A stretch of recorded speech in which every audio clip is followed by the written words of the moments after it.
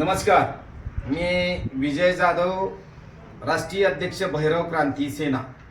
आज या ठिकाणी भैरव क्रांती सेनेच्या मागास, गोरगरीब, वंचित, कष्टकरी, कामगार, कलावंत शेतकऱ्यांचा हक्काचा बुलंद आवाज म्हणून भैरव क्रांती सेना गेल्या काही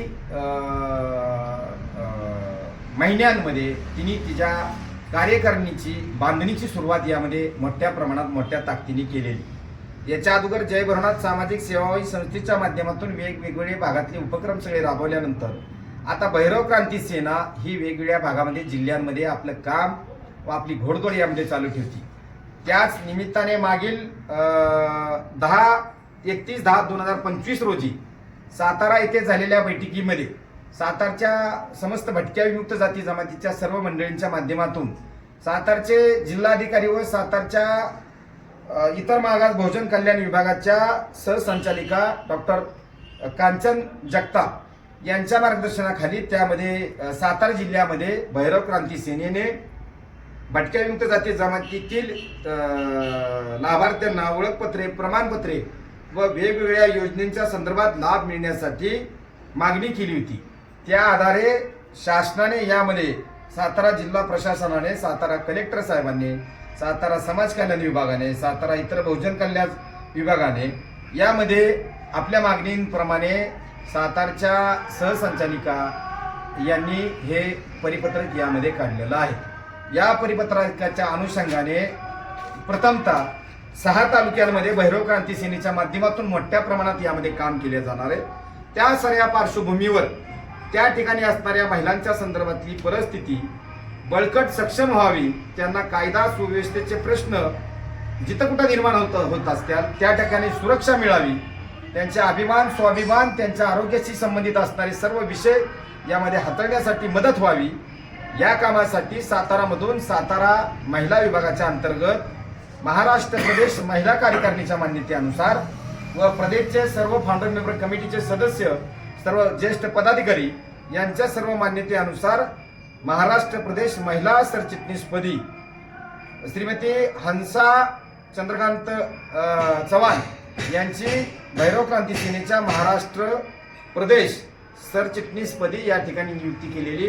सर्वप्रथम या नियुक्तीबद्दल त्यांचे या ठिकाणी अभिनंदन करतो व आगामी काळात त्यांच्या माध्यमातून या सर्व वर्गातील मंडळींना न्याय, मान, सन्मान, अभिमान व सुरक्षा मिळावी या दृष्टीने त्यांच्याकडून अपेक्षा ठेवतो व त्यांना या ठिकाणी आज नियुक्तीपत्र महाराष्ट्र प्रदेशचे जनरल सेक्रेटरी श्री दीपक पकाले, तसेच प्रदेश उपाध्यक्ष श्री शंकर जाधव साहेब, तसेच सहसंघटक सुनील चौगुले, तसेच संघटक बापू शेगर व तसंच इतर बाकीच्या मंडळींच्या दिनेश गवळी यांच्या सर्वांच्या मान्यतेनुसार मी विजय जाधव या ठिकाणी त्यांची नियुक्ती या ठिकाणी घोषित करतो व त्यांच्या नियुक्तीचं पत्र देण्यासाठी या दोन्ही मान्यवरांना विनंती करतो की आपण आपल्या हस्ते नियुक्तीपत्र या ठिकाणी त्यांना प्रदान करावं।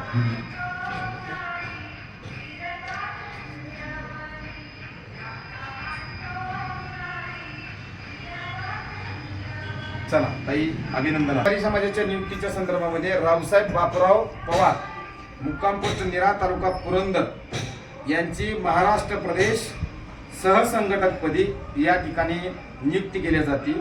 रावसाहेब पवार हे गोपाळ डोंबारी समाजातलं अतिशय ज्येष्ठ असं सिनियर असणारं व्यक्तिमत्व आहे।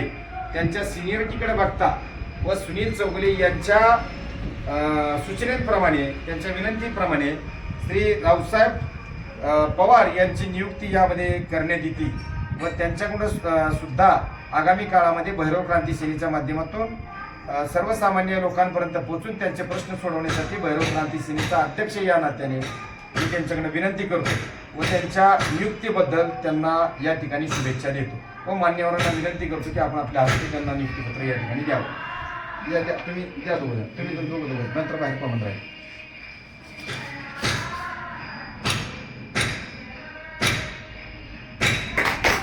त्यानंतर अरे तुम्ही सिनियर आहात, आम्ही तुमच्या बाया पडायचे। या ठिकाणी तिसरी नियुक्ती गंगाराम नारायण शेगर, मुक्काम पोस्ट शंकरनगर, मुरुड तालुका